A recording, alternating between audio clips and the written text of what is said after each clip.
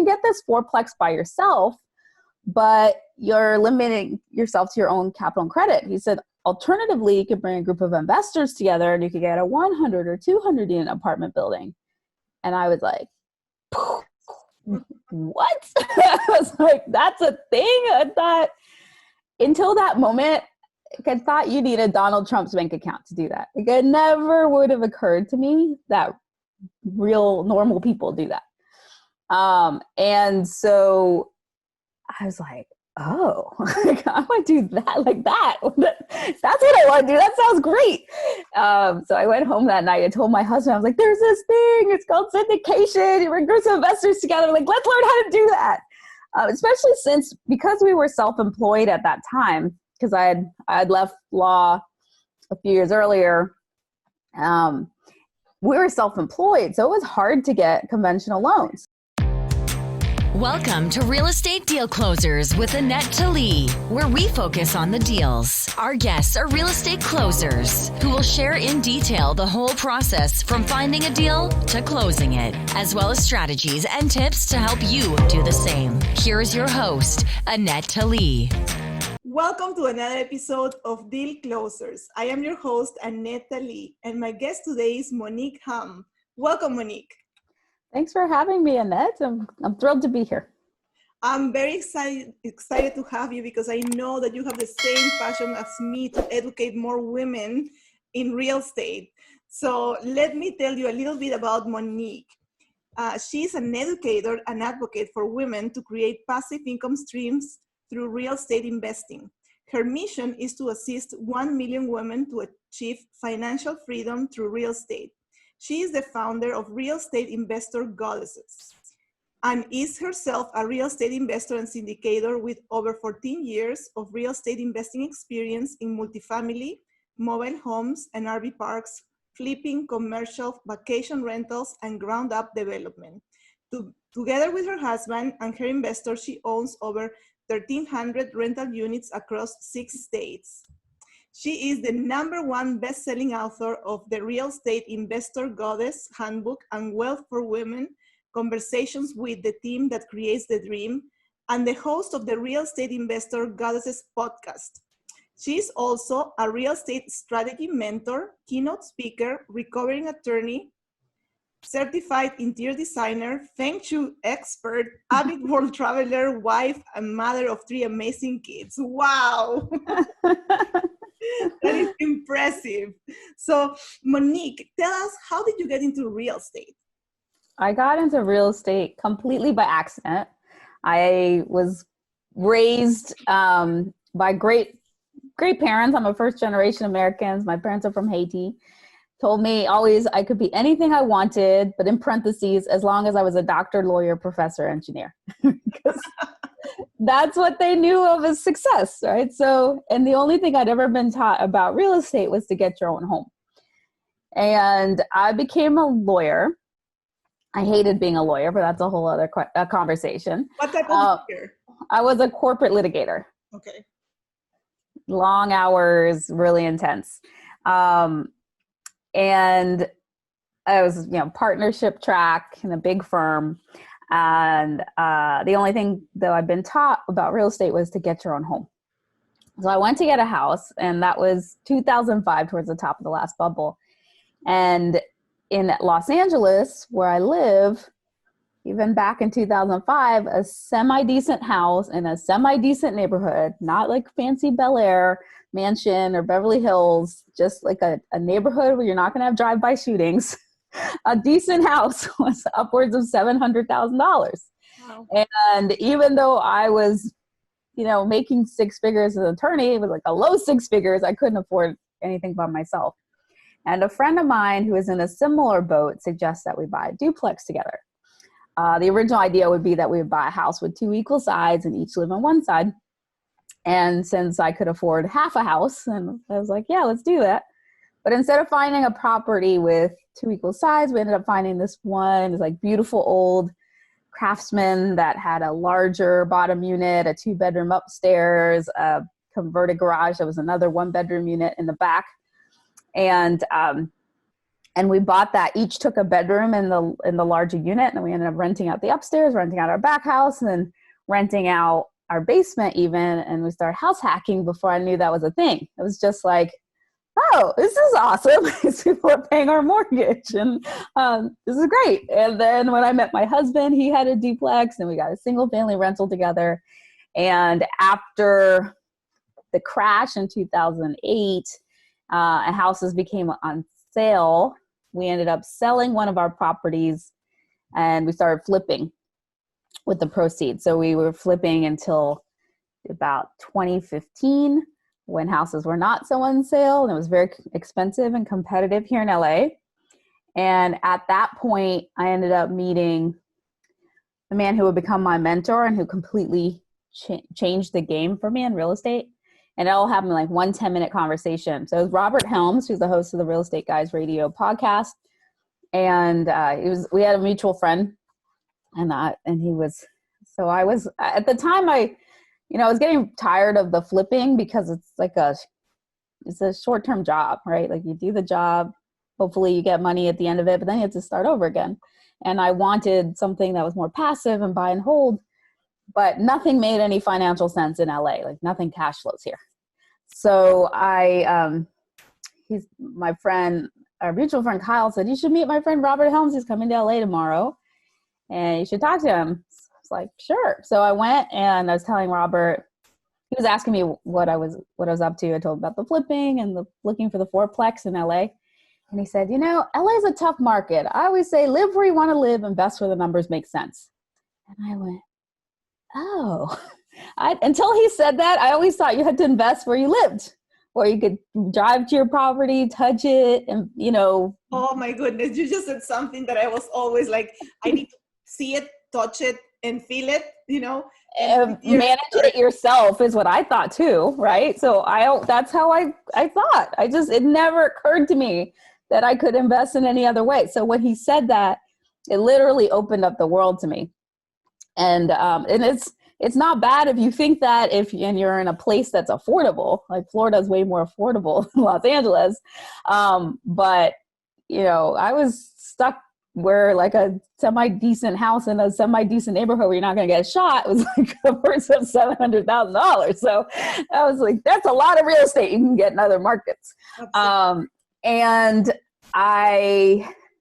the next thing he said was, and you can get this fourplex by yourself, but you're limiting yourself to your own capital and credit. He said, alternatively, you could bring a group of investors together, and you could get a 100 or 200 unit apartment building.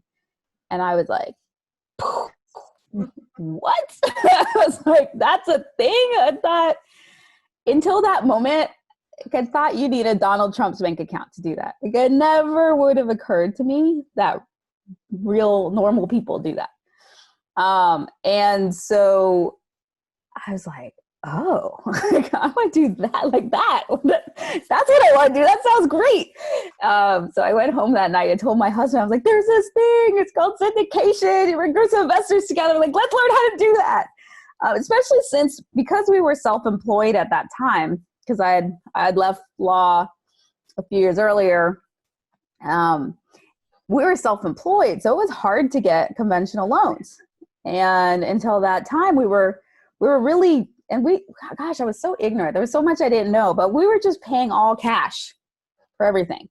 And so we would go in, pay all cash for these very expensive properties in Los Angeles, do the work, get the cash back. And then we're just we kept doing that because it was hard for us to get financing.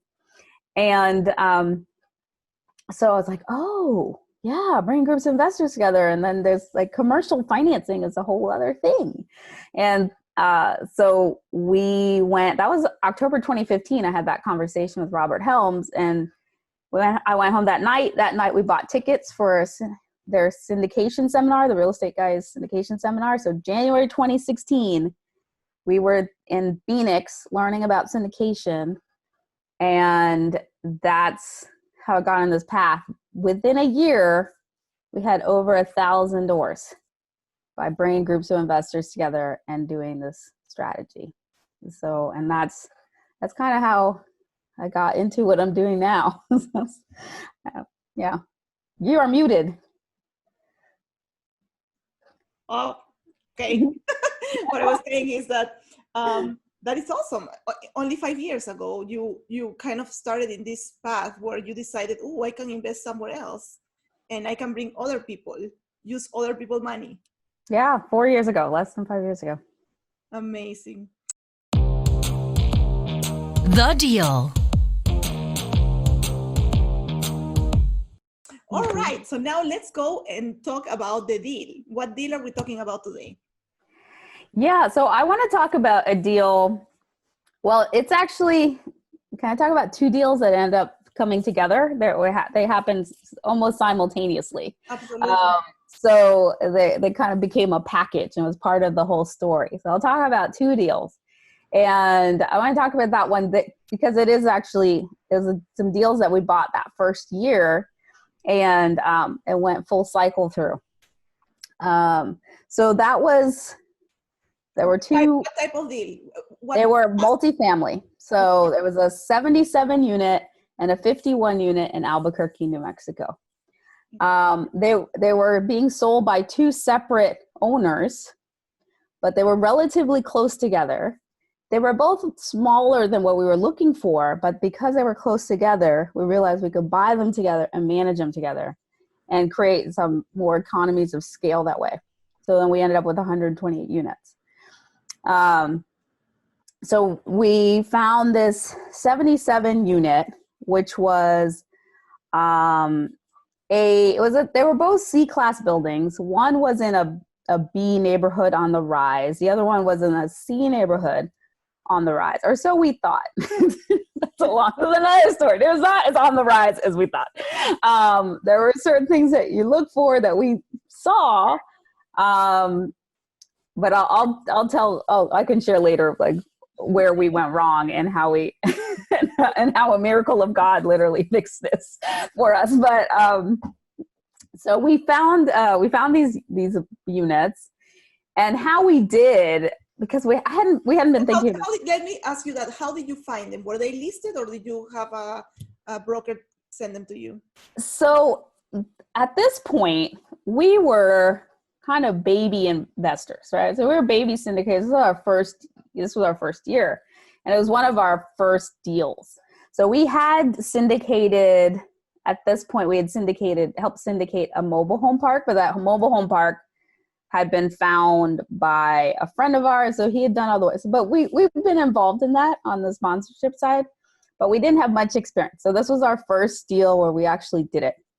And how we got people to pay attention to us, there was a lot of happy accidents in this. First of all, we found the properties in Albuquerque through networking at an event. So it's actually my husband who met this woman who was asking him what he was doing. And he said he was looking for a multifamily. And at that time we were looking more in Texas and some other markets. And she says, have you ever considered Albuquerque, New Mexico? And he said, no, I haven't. Tell me about it. And so she started telling him about it. And we started doing some research, and we liked the market. It was pretty, it'd been very steady. It hadn't had the booms and busts of other markets, and it was just pretty steady, but there was some new things coming, with a lot more entertainment work, and they had all these tax breaks for like movies and things. So there was a lot of that activity happening in Albuquerque and in New Mexico around the time. And there was a Facebook data center that was coming. There were things. So I was like, okay, but it was still towards the beginning of that. I thought, this is interesting. All right, we'll check it out. And she said, yeah, I can connect you to a commercial broker. And she did. Turns out it was her nephew, but he helped us find these deals. They were listed, they were on the market, but it was actually at this time, and right before things started going really crazy, we were able to get them below asking. And which, very soon that changed, but we got it at this really good time. So there was the 77 unit was on the market for $3.4 million. We ended up getting it for $3,075,000. And what was great was we were actually $50K lower than another potential buyer, but they liked us. They thought we would close. So we got the deal.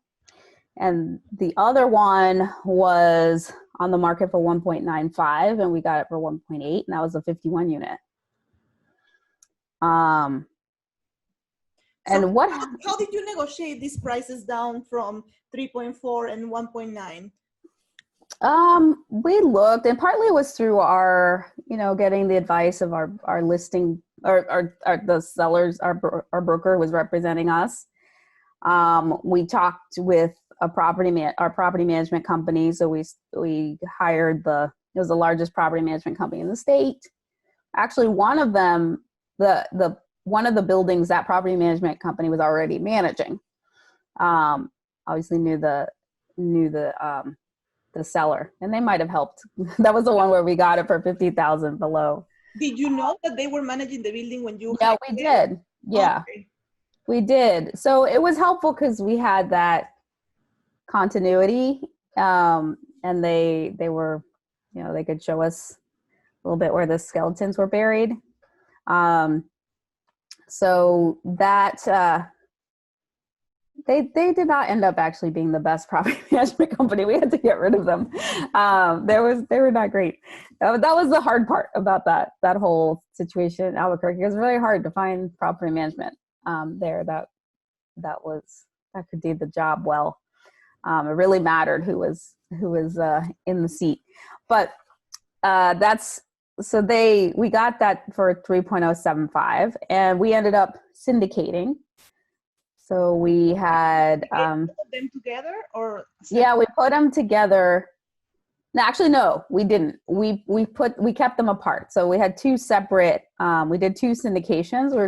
We offered them the same time, but they were separate. They were each distinct. Mm-hmm. So we kept them. They each had its own syndication, its own LLC. But we managed it together. And then we ended up luckily finding one buyer 2 years later, a little less than 2 years, who bought them both together from us. But initially they were, two separate sellers and then two separate deals. I think we decided we would do that just in case one didn't go. We didn't want to tank the whole other one. So they were distinct. Right, because if one was performing bad, you could sell that separate, and then maybe the other one you could keep for longer, so you had flexibility.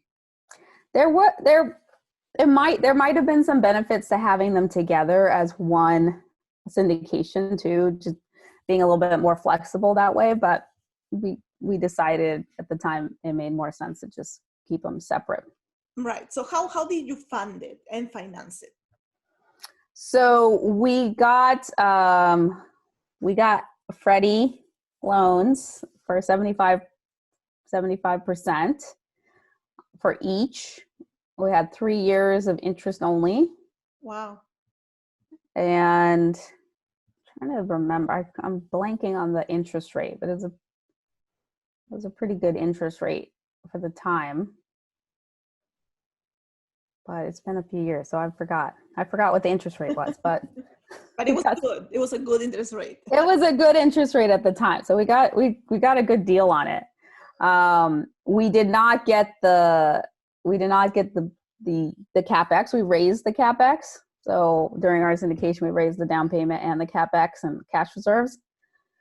So we did that. I think it was $2.2 million cumulatively that we raised for those two deals. What was your intention and the term of the syndication? Was it a 5-year? It was going to be 5-year hold, and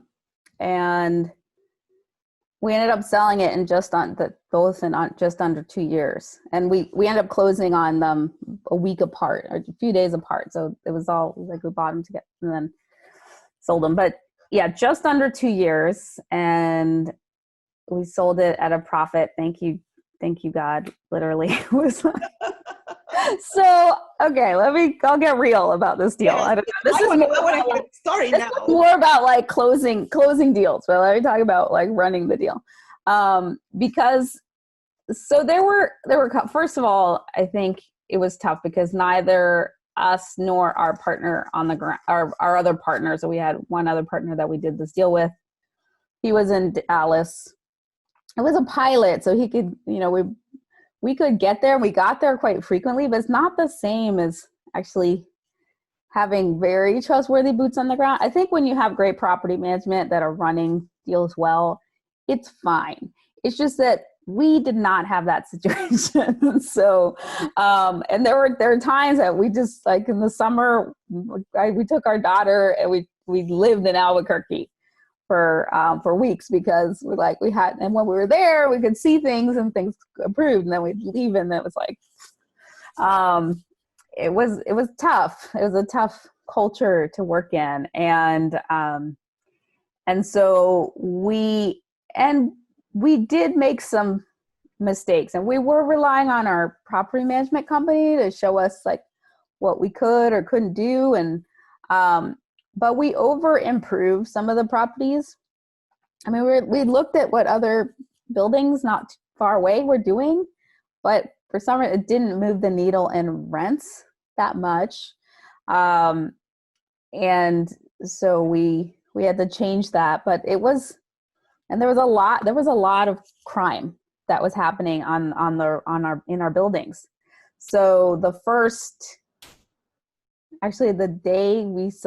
day before we signed, when the maintenance guy at one of the buildings got shot. Oh no. and then he, they came back and they like shot at a building. Like nobody was hurt, thankfully, but the guy, he ended up being okay. But so we got shot. There were 2 fires at one of the buildings. There's a lot of like. Was it one building, or was it a bunch of like 4-plex or 10-unit buildings? So the 51 unit definitely had more of the issues. It wasn't an area. First, little tip: don't buy in an area called the war zone. That's not a good idea. So it had been the war zone, but we were looking around. There were buildings around there that were getting really fixed up, and there was a brand new Planet Fitness and a Starbucks across the street. And I was like, okay, it's across from some medical center. I was like, okay, this is an area on the rise. Right? Yeah, it's on the path of progress. Yeah, so I thought, okay, this is all the signs are there that were like it's on the up and up, but it was not to be. It was still really a far cry from where it needed to be, and there was a lot of crime that happened there. When you bought the building, was there a lot of vacancy? There wasn't. When we bought it, it was like 90-something%. At some point, so the property managers had come in, and they were like really, I think the previous property manager that was there, he would take a lot like under the table, and and they stuffed it with people before we bought it to make the occupancy look good. But we ended up, like, at some point we got down to like 50-something% occupancy, and then built it up. But it was a tough road, and we were going through our CapEx, and it was just like, what are we going to do? And literally it was prayer that fixed this for us, because we flew back. My husband and I were flying back to Albuquerque. It kind of was like we're starting to run out of our CapEx, and we're trying to figure out, it's like, what do we focus on? What do we do so we can get this NOI up, so we can sell these like nightmare buildings? And we had tried switching, like we'd switch property management company. We'd done a lot to try to fix it, and it was just, nothing worked. Or nothing was really working. And literally I was flying that day going, okay, God, I could use a miracle just about now. I was like, I want to do right by our investors. Like, please, a miracle would be great. Thanks. That's it. Amen. Right. And then we got there, and we're going through all the buildings and looking at still how much we have to do. And that night, our property managers take us to dinner, and they go, would you consider selling your buildings? Yes. And we're like, maybe if the price is right, you know, we have investors, we have to do right by them. And he goes, well, I have another owner and he has a 1031 exchange he has to do. He's selling a building and he's interested in your buildings. And we were like, okay, well, the price has to be right, but we're definitely open to that. So we went and we figured, like, we created a price that was, you know, it's like, it wasn't, it's like the NOI had gone down, but it was like, this is a price we have to give our investors something. I don't want them to, you know. And so we gave a price that was higher than we thought, but we could negotiate down, right? And we gave him that price and he took it. He even negotiated us down. I was just like, thank you, God. That was our miracle. So we ended up selling the one we got at 3.075. We sold it for $4 million. And the one we got at 1.8, we sold it for 2.5. And this was in less than 2 years. Wow, that's amazing. And without the NOI, with the NOI actually going down a little. So it was really a miracle. And so we got out, our investors had some profit, and that was that. So let me ask you about the management, because I think a lot of people are worried about the management when they are thinking about investing out of state. For me, it was a big step when I partnered with somebody and, you know, letting go of all the things that you can do when you are in charge and you are doing it yourself. So, you know, you have to kind of trust people and that they are going to be doing. So what were the things that you were seeing in this property management team that you realized that it wasn't the best and that you had to switch teams? Well, it was just the numbers.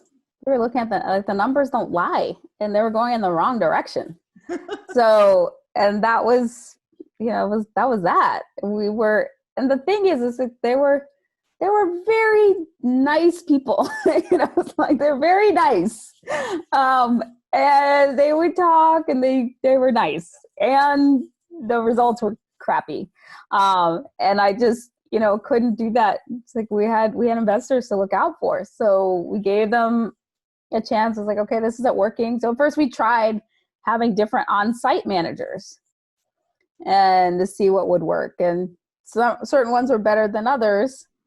And they weren't following their own procedures. It was it's pretty lax on the side of the ownership.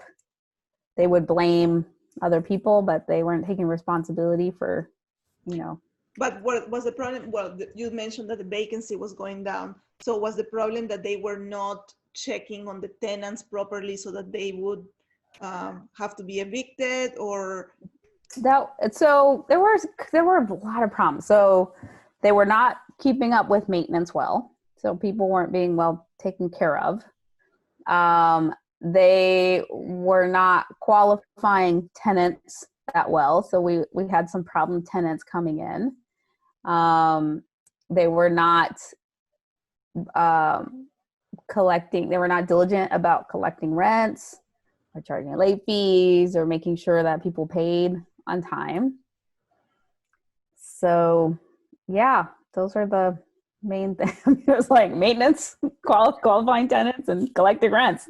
That was their main jobs, and it was not working well. So we tried a different property management company that had a different format, but I think they were better for smaller properties, so they didn't know bigger properties as well. And so it was, it was not working out. For brief snippets, we had people that were good and would turn things around, and then they would like be switched off and like, no. And then it would, like, somebody else would come and it would go down again. It was really bad. So what were your big takeaways from owning these buildings and luckily being able to sell it at a profit? What did you learn that helped you for the next syndications? Yeah, so a couple of things. I think I learned that you really have to have very trustworthy people on the ground. And so we thought we could trust our the team that we had there. And that wasn't the case. So ideally we would have had somebody on our team that was there. You can invest at a distance, but you just have to have really great team is everything. So you just need to have a really great team. And the other thing I would have checked is, I've since learned, like, you really need to look at the crime data around where you're buying. And even though you might have things that was sort of relying on, was like, oh, well, if Starbucks thinks it's safe enough to be there in Planet Fitness, then they're doing the research, they think that. And that's not a bad way to look at it. But I still, if I'd looked at the crime data as compared to other places, I probably wouldn't have chosen those areas. And I would probably also have opted to be closer to better schools, definitely lower crime and better schools, because that attracts better tenants. So those are two of my major takeaways. The other one was, you can always rely on higher power, because that works out. Well, you ask and you will receive, right? Yeah. I was like, thank you, God. Thanks for that miracle. And I pray all the time for the new owner. I was like, I pray that he has a very good experience with those buildings. I wish him very well. So I'm very grateful for him for coming and buying my buildings. I wish him so well. I do. I hope he's wildly, wildly successful in ways we were not. So you bought it in 2016? Yeah, so late 2016, and we sold it. You sold it in 18? Yeah, late 2018. Okay, so it was still going up. So he had a good chance of keep going. Yeah, so the market was, going up, yeah. Okay, that's good, because at least it wasn't like right before COVID and then. I know. Poor guy. I do. I pray for him every day. All right. I wish you well, my friend. May you do well. Productivity hack. So I would love to hear from you. Advice on productivity. How do you handle all these things that you are doing? Yeah. So one thing that was really game-changing for me was from this book, The One Thing by Gary Keller. It's on It's on your list. Yeah, definitely. Basically, it's one thing that the book talks about, which is the one question, the focusing question, which is, what's the one thing I can do that in so doing will make everything else easier or unnecessary? So every day I ask myself that question, what's the one thing that will knock down the most dominoes? What's the one thing that's the most impactful? Because a lot of people are very busy, but they're not very effective because they have a long to-do list and there's no prioritization. There's no thought of what matters, what moves the needle. So there's I used to think, even before that, I was trying to consider the 80-20 rule. Mm-hmm. What's the 20% that creates 80% of results, and trying to focus there. And that's very helpful. But the one thing was even more helpful. And that's the only thing you have to do in a day. Anything else is bonus. But if you just think about it, okay, what's that one thing? And if I get that one thing done, then that'll be. And that's what he had found. Gary Keller, he would work with his teams and they would have one thing per week. And because at first it was 3, and then he made it one thing, and their productivity went off went through the roof, and their effectiveness went through the roof because people were just focused on the most important things versus all the busy work. So I tried to do that too.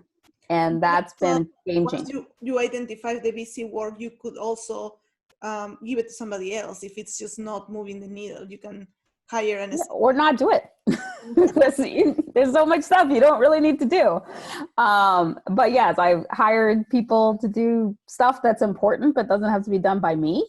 And then so that I think about like, what's the one thing that will most move us forward? What's the one thing that's, that will change the game the most, knock down the most dominoes. And that's what I try to focus on. All right, awesome. Expert tips. All right, Yeah. so now we're going to go to the 3 expert tips segment. So Okay. Monick is gonna share 3 tips for women to be successful in real estate. Yeah. So, my business, Real Estate Investor Goddesses, it's all about supporting women to create passive income streams through real estate investing. And I created that because as I got more and more into this game, I would look around and there were no women around, so few of us. And that first year I joined this high-end real estate mastermind, I was the only woman with 19 men. And I What you being, okay. can you hear me? Yes, I lost you for a second. So Okay. go back a little bit. And you said you went to the mastermind and you were the only woman. I was in this high-end real estate mastermind. I was the only woman with 19 men. And I'd go to events and there would be maybe 10% of the room would be women and everyone on stage would be a man. And in between being a lawyer, while I was doing the real estate, I became a coach. I became an abundance coach for women. So I was, that it all came together when real estate, the goddesses came like this divine download to me. And I was like, this is what I meant to do. And a lot of women have fears that keep them from getting in the game. Fears that they're going to lose money because they don't know what they're doing. Fears that they'll be cheated. Fears that, fears that they won't know what to do, and that keeps them from getting in the game. So I wanted to share some tips on, what you can do. And these are probably tips that most people can use, for your male users too, but especially for the ladies, these are for you. So a lot of women are intimidated because there's so many men. They get there and maybe get in the room and realize like, gee, not so many people look like me in here. I definitely feel that way. And that could, a lot of women go, okay, that could keep them back because they think, since I don't look like everybody, that's a bad thing. So one of the tips I want you to realize is that is actually an asset, because it is not a good thing to be like Waldo and to look like everybody and to blend in and to just be bland, beige like the walls, right? Like you want to know that your difference as a woman is an asset. So I like to think, here I am, a unicorn walking in the door. Like I am magical and I'm amazing. And so being different makes you memorable, and being as a woman, there are a few things that really help you. First of all, you're like willing to ask for help, which a lot of guys don't. But the beautiful thing about being a woman is that men are really wired to help you. They're like hardwired to help women. It's like, you go help, man, and men are like, how can I help? What do I need to do? They just want to be your hero. So they're like, we have that ability to ask for help, and being a woman and being memorable, like use it as opposed to letting it be a detriment. Like I know that people will probably remember me because I stand out. So just make sure, like, keep it a positive impression. Be helpful. Like, think about how you can help other people, which we're also kind of wired for, and use that as an asset as opposed to something that will keep you back. Another thing that I want to encourage ladies is to use your intuition more. That's a really powerful gift that we have. As women, our brains are like the left and right sides of our brains are connected in ways that men's are not. And what that means is when they talk about women's intuition, it's a real thing. we actually do have this higher intuitive, there are some intuitive men, but as women, our brains are wired for more intuition. And I believe our intuition is like our life GPS. It knows the fastest way to get us from where we are to where we want to be. We're often not taught to trust it, because there's such in this culture, we fetishize logic and get you away from your intuition. But you have this intuition that is gathering all of this information. So on a conscious level, maybe we're getting 5%. You're on your subconscious level, you're getting all 100%. And your intuition is putting all of that together. The subconscious input, this conscious input, the supraconscious input, and that's what intuitively you receive. And so learning to trust it, learning to hear it, and learning to trust it, and following it is super valuable. So that's a tip that I'm going to give you. And I have to say that every time that I didn't listen to my intuition, I ended up with a really bad tenant. That's there was something that I just couldn't, I couldn't, find it. Like I didn't know what it was, but I just had that feeling that it wasn't a good idea, and boom. Yeah, that's what addicts. So if you learn, because if you look back, hopefully now you're like, when you feel that, you're gonna go, I don't know why, but I'm a no with this one, right? Like it just doesn't feel right. I'm gonna trust that feeling. Or if I don't know why, like on paper, I should be like a total no about this person, but they feel great, right? Like I'm gonna go with it, even though they might not have the job history, the credit yet, but like I trust this. It's like that feels good. Every time that I've never regretted listening to my intuition. The only things I've ever regretted are when I ignore it. Yeah. And I think most people will agree with that. It's like, think about when you had this intuitive feeling and you ignored it. Like, how'd that work out for you? People like, did that ever work out well? And I don't think anyone has ever said like something very important. Like, we are wired to not trust it. Like, not, like sometimes I'm like, oh no, it's nothing. We're not wired to not trust it. We're taught to not trust it. Oh, okay. We're taught to not trust our own knowing, because it's not like we're as throughout our lives, it's other people will give you what they think you should do. Or, in school, like it's just like what is logical and what makes sense, but you're not taught to trust that part of you and that, that like that inner knowing. And so we're often like counseled against it. Right. And but you can train yourself to hear it again and trust it again by just listening and following it, or noticing what happens when you don't follow it. Noticing what happens when you do follow it, and trying it with little things. Maybe even like, should I go left or should I go right? Like I have the best parking lot luck because I just feel like I intuitively park, right? Like, so I'll go and I was like, okay, I'm supposed to go left, and here it's like, dude, perfect spot. Like I always get perfect parking or whatever because I trust my intuition, and I trust my intuition unconditionally now. So that's what I would recommend for women. And the last thing is, for women, it's so important that we be in a supportive sisterhood. We are our brains are literally hardwired for sisterhood. There's a hormone called oxytocin. It's a bonding hormone. So it feels good. It's like, it makes us feel loved and accepted. And when our brain like releases it, it's telling us that this is a good thing for us. And it's released in women in orgasm.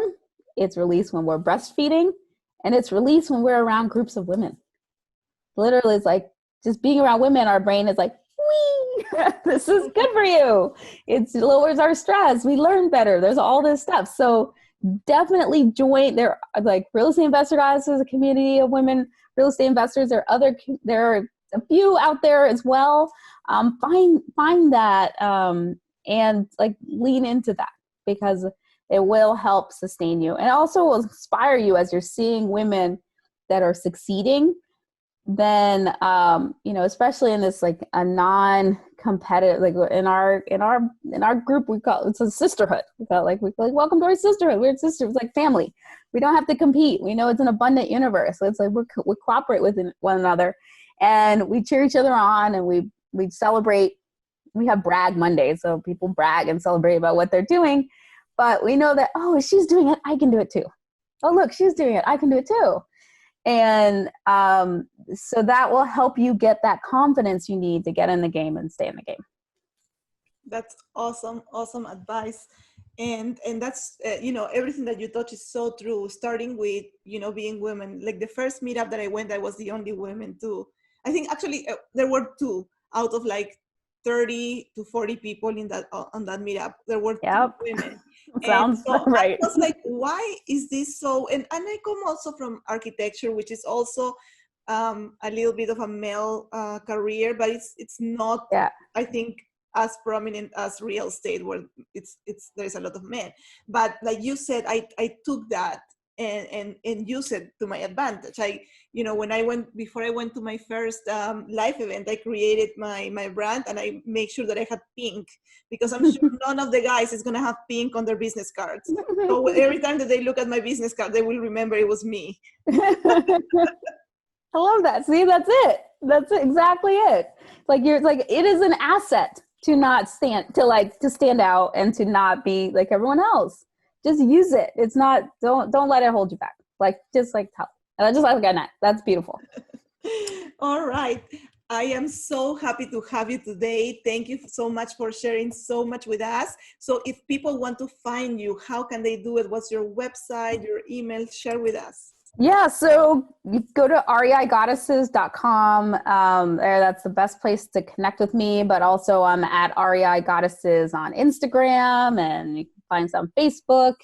So all over the place, all over the socials, Twitter. I don't tweet much, but technically I'm there. But you'll find us as well. Yeah. Oh yeah. LinkedIn.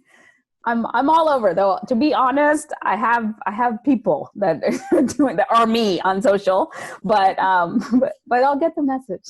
So reach out. Awesome.